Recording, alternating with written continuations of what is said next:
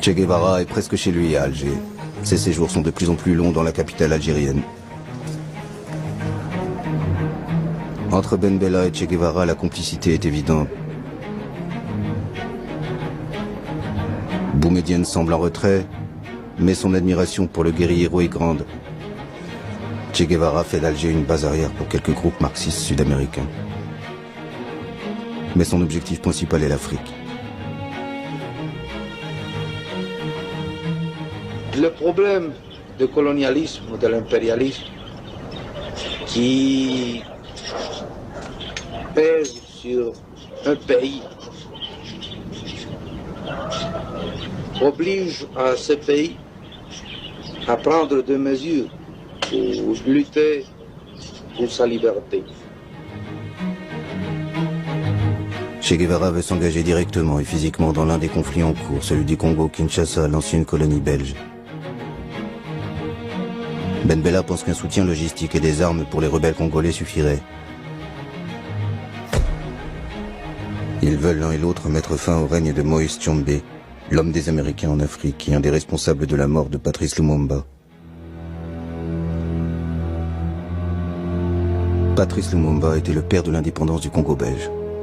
Devenu Premier ministre en juin 1960, Lumumba était en conflit avec l'ancienne puissance coloniale, la Belgique, qui voulait garder un contrôle sur le pays.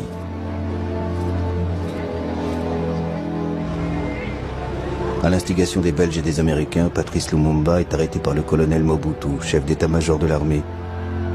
Il est brutalisé sous les yeux de sa femme et de son fils.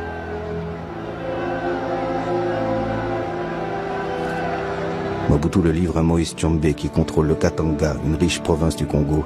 Tshombe torture puis exécute Lumumba en janvier 1961.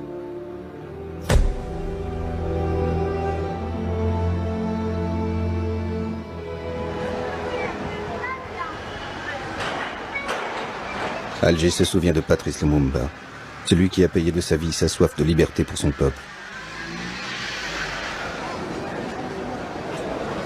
Che Guevara aura aussi son boulevard à titre posthume. Les légendes des deux hommes se croisent dans cette ville d'Alger.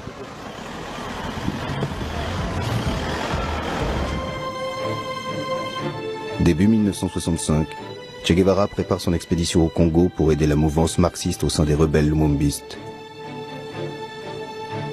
Malgré son désaccord, Ben Bella charge le colonel Mortar Kakab de lui apporter le soutien logistique de l'Algérie.